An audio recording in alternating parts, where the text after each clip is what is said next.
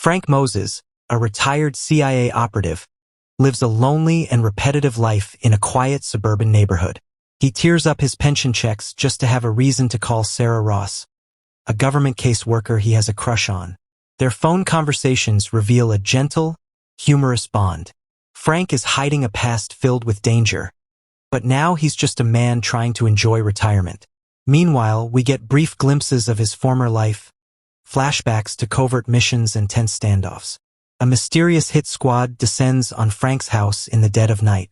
He kills them all with surgical precision, instantly shedding his peaceful persona. Realizing Sarah is in danger because of him, Frank sets out to protect her. Sarah is dragged into the world of espionage. Frank travels to Kansas City to find Sarah. She doesn't believe his story until he kidnaps her for her own safety. Their dynamic shifts. Sarah is both terrified and fascinated by Frank's capabilities. A car chase through the city, complete with sharp gunfire and hand-to-hand combat, highlights Frank's instinctive survival skills. They evade the police, assassins, and CIA tracking. Sarah reluctantly starts to trust Frank.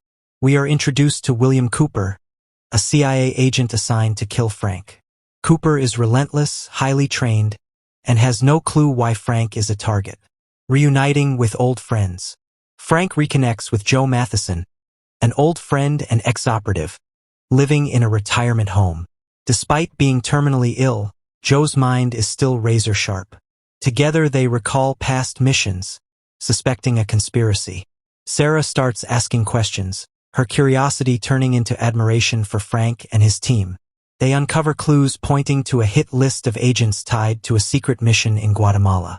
Marvin Boggs, a deeply paranoid and eccentric former analyst, joins them. He believes the government is constantly watching. A mission to sneak into the CIA headquarters follows.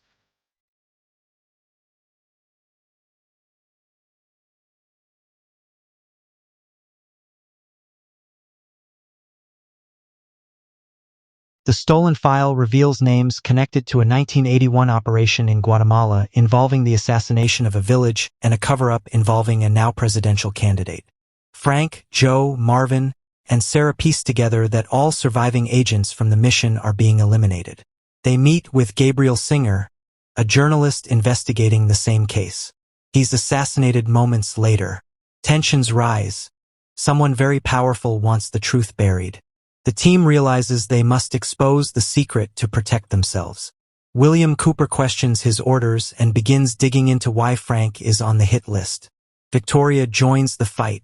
The team contacts Victoria Winslow, an elegant yet deadly former MI6 agent who now runs a floral shop. She joins the group, bringing elite skills and British charm to the chaos. A shootout at a gala reveals the presence of Carl Urbans Cooper. He confronts Frank, leading to a brutal hand-to-hand fight. Frank spares Cooper, planting seeds of doubt in the young agent. Meanwhile, Sarah is now fully immersed, firing guns, devising plans, and growing closer to Frank. The tension builds as the team identifies Vice President Stanton as being behind the assassinations. The CIA's shadow and hidden agendas. Cooper investigates Stanton's involvement and faces pushback from higher-ups. The Red Team infiltrates CIA headquarters again, this time to confront the man who trained Frank, Henry. Henry reveals that Stanton and powerful businessman Alexander Dunning are orchestrating the cover-up to clear a path to presidency. A montage shows the team preparing for a final confrontation. Gear, plans, old-school tricks. Marvin and Sarah share a quiet moment. He warns her about the emotional cost of this life. Infiltrating the enemy. The team crashes a high-level meeting at Dunning's compound. Disguises, stealth, and clever misdirection allow them to sneak in. They confront Dunning, who smugly admits everything. Frank records the confession.